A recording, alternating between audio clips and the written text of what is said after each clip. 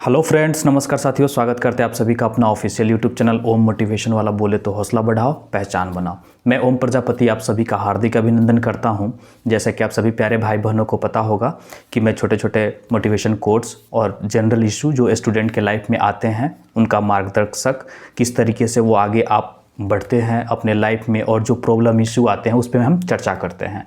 तो my dear friends, अगर आप मेरे चैनल पर नए विजिट किए हैं तो प्लीज़ चैनल पे को सब्सक्राइब कीजिएगा, लाइक कीजिएगा और शेयर ज़रूर कीजिएगा अपने फ्रेंड सर्कल में, ताकि उनको भी मोटिवेशन मिले और मुझे भी थोड़ा सा और मोटिवेट हूँ और इस पे ज़्यादा कार्य करने के लिए मुझे और एनर्जी मिले। तो माय डियर फ्रेंड्स, मैं ज़्यादा समय आपका नहीं लेते हुए, क्योंकि समय की कीमत स्टूडेंट के लिए बहुत इंपॉर्टेंट रखती है, सिर्फ बल्कि स्टूडेंट ही नहीं बल्कि हर वो व्यक्ति के लिए जो एक अपने लाइफ में कुछ करना चाहता है और अपना कुछ वजूद बनाना चाहता है, उनके लिए समय बहुत ही महत्वपूर्ण है।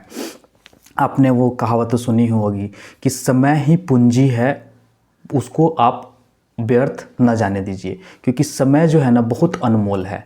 तो माय डियर फ्रेंड्स, मैं आज ये बात करने वाला हूँ कि देखिए, बहुत सारे स्टूडेंट, बहुत सारे जो भी इंडिविजुअल है, जो व्यक्ति है, जो जनरल लाइफ अपना जीते हैं, जो बिजनेस में है, चाहे जो भी फील्ड में है, जो अपना एक लक्ष्य को प्राप्त करना चाहते हैं, तो क्या हम किसी भी चीज़ को करते हैं तो क्या उसमें सफलता जो हमें मिलती है या फिर सफलता के लिए हम जो काम करते हैं, क्या उसमें टाइम लगता है, क्या समय देना पड़ता है?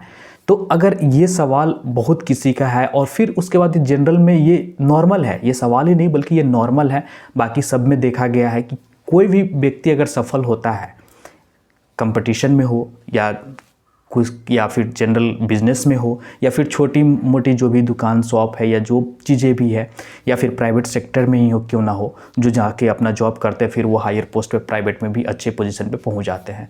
तो देखिए, दो चीज़ें बहुत इंपॉर्टेंट रखती है।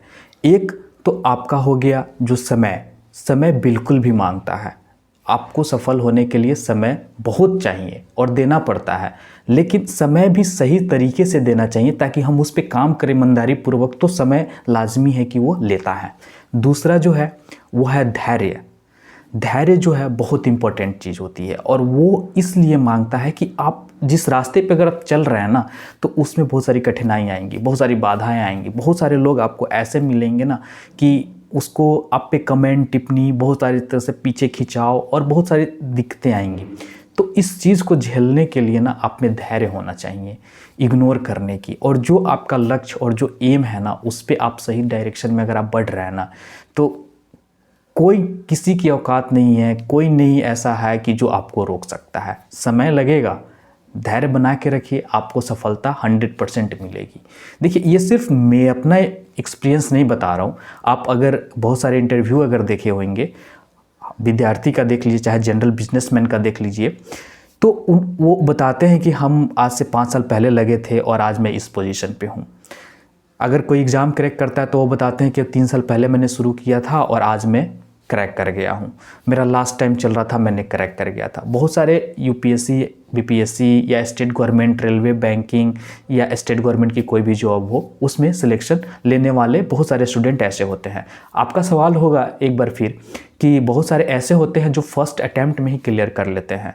तो माय डियर फ्रेंड्स, मैं आपको बताना चाहता हूँ, अब जितने मेरे प्यारे भाई बहन हैं, कि जो फर्स्ट अटैम्प्ट में एग्ज़ाम क्लियर कर लेते हैं ना, उनका सबसे बड़ा रीज़न जो होता है ना, देखिए, फैमिली बैकग्राउंड, उनका एजुकेशन बहुत इम्पोर्टेंट, ठीक है। दूसरी चीज़ कि वो सबसे इम्पोर्टेंट चीज़ कि जो आदमी क्रैक करता है, जो स्टूडेंट क्रैक करता है ना, वो इस बारे में आज से नहीं बल्कि वो जब 10th पास करता है और या फिर पढ़ रहा होता है 8, 9, 10th में, तो उसके दिमाग में ये चीज़ चलता है कि मुझे आगे चल के ये चीज़ बनना है, मुझे आगे चल के ये चीज़ क्रैक करना है। तो कुछ उसको गाइडलाइन मिल जाता है टीचर्स, मेंटर्स के द्वारा, कुछ फैमिली मेंबर में अच्छे पढ़े लिखे हैं उनके द्वारा। अगर वो कुछ क्यूरियोसिटी, उत्सुकता है उनके अंदर, तो वो पूछ लेते हैं कि क्या करना। ऐसा नहीं है कि सिर्फ एजुकेटेड फैमिली से ही फर्स्ट अटैम्प्ट में क्लियर कर लेते हैं, बिल्कुल भी नहीं।